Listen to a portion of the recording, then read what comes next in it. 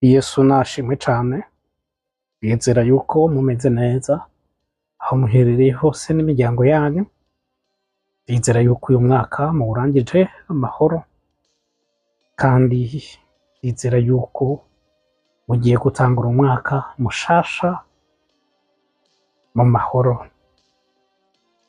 Umugwi w'umuco w'Ijambo Ministries twifuje gufata akanya dushimira abakunzi bacu n'imiryango yacu. Twifuza kubashimira bivuye ku mutima, dushimira ubwa mbere na mbere abantu bakunda kubana natwe mu biganiro vyacu. Mwebwe mufata akanya mu kumviriza ibiganiro vyacu, mu vy'ukuri Imana ibaho umugisha cane. Turabakunda, turabasengera, muri ab'agaciro kanini gose, kuko mudahari natwe ntitwobaho, kuko ivyo dukora vyose tubikora kubera mwebwe. Rero Imana yo mw'ijuru ibahe umugisha, Imana yo mw'ijuru ibahe umugisha mwinshi cane mu mwaka mushasha tugiye gutangura. Uzubabera umwaka w'amahoro, uzubabera umwaka w'umunezero. Imana izibarinde, Imana izibane namwe, Imana ize ibiyereke ushasha. Yesu nashimwe cane. Mboneraho gushimira abakozi b'Imana bari mu mihingo itandukanye dukorana umurimo ngaha ku muco w'Ijambo Ministries. Vy'ukuri amazina ni menshi ku buryo ntoshobora kuyadonda ndayaheze, ariko sinohengeshanya gushimira Pastor Valeri ari ngaho muri Kenya. Imana yo mw'ijuru iguhe umugisha. Uri inshuti yanje, uri inshuti y'umuco w'Ijambo Ministries. Imana igukomeze, kandi ibikorwa vyiza biriko birabandanya muri Kenya. Imana igushigikire.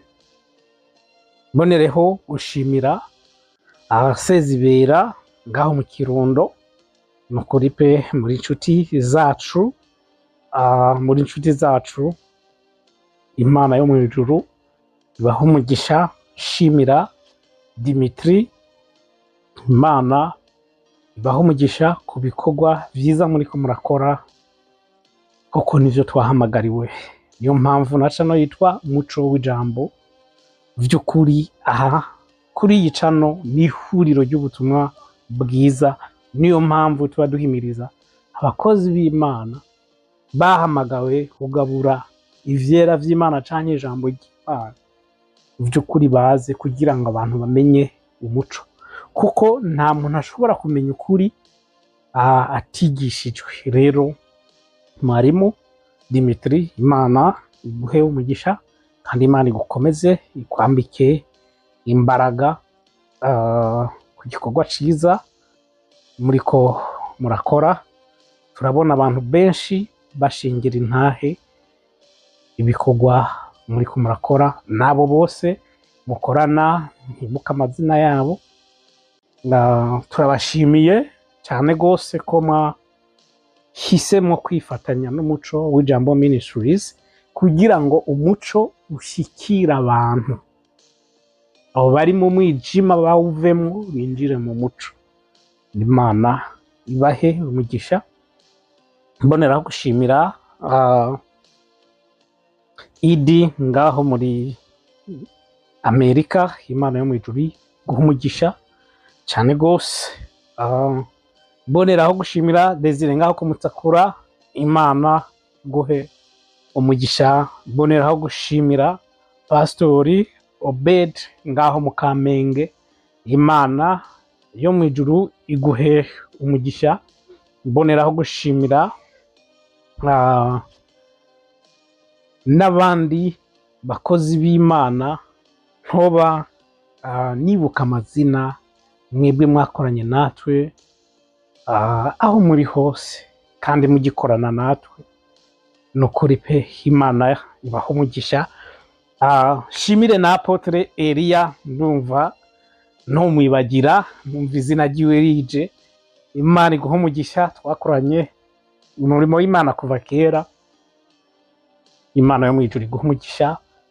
Reka nshimire na Janete aho uherereye. Imana yo mwijuru iguha umugisha, Imana ikurinde kuzigame aho uri hose.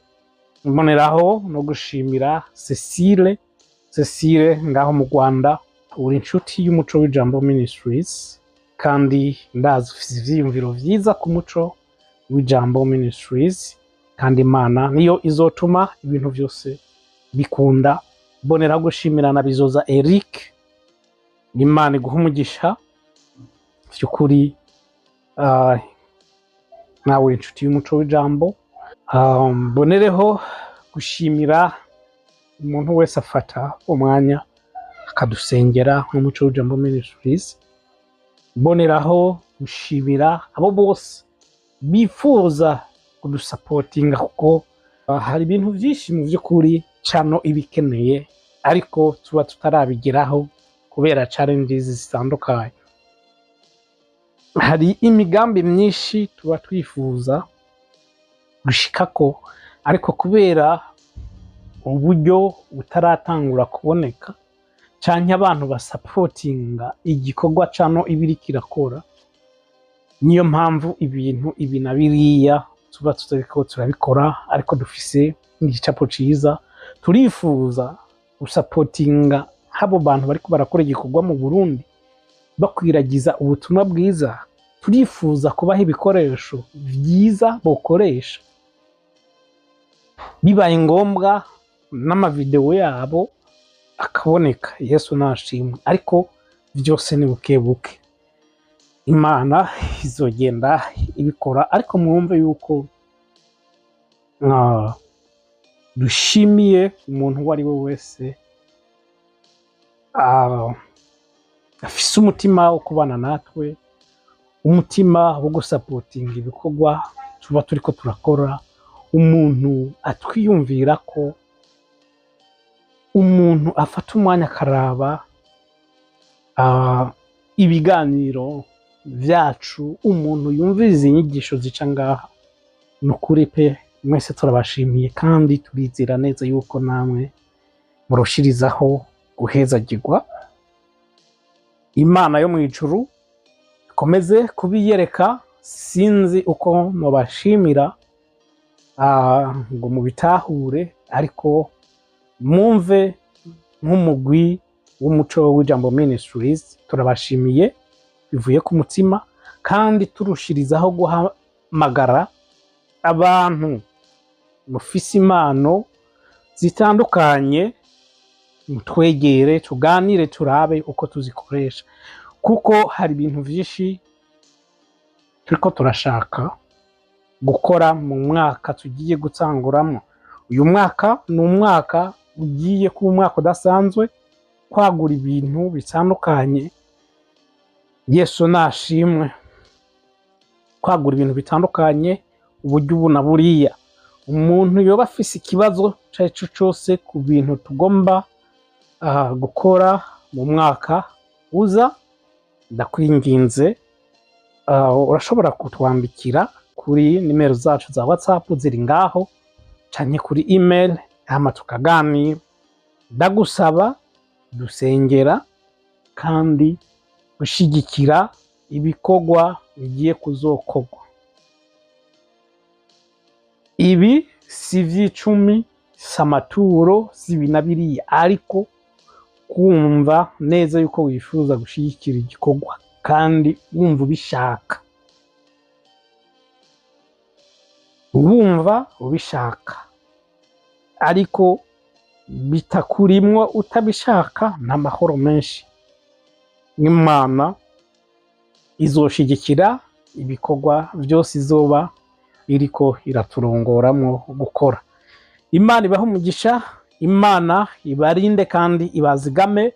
Uyu mwaka wa 2025 tugiye gutangura uzubabere umwaka w'umugisha mu izina rya Yesu Kristo. uzubabere umwaka udasanzwe mu buzima bwanyu mu izina rya Yesu. Imana izibarinde ingwara, Imana izibarinde ingese n'urugi mu vyanyu vyose mu izina rya Yesu Kristo. Imana ize ibarinde ama aksida, Imana ize irinde imiryango yanyu, abana banyu, abagore banyu, abagabo banyu mu izina rya Yesu. Imana izibihishurire cyane. Yesu nashimwe cyane. Imana ibaho umugisha. Ndizera yuko tugiye kurushirizaho kubana cyane no gukorana muri uyu mwaka tugiye gutangura. Ndabaha kaze kubifuza yuko tubana muri groupe y'umuco w'ijambo, munyandikire muri commentaire. Ku bantu bifuza vy'ukuri yuko tuganira ku bigabo n'imigambi, murashobora kunyandikira hama tukarushirizaho kubana no gusengeranira. Nico gikomeye cyane. Hama Imana yo mu ijuru ibahe umugisha. Mwarahezagiwe cyane mu izina rya Yesu Kristo. Amen.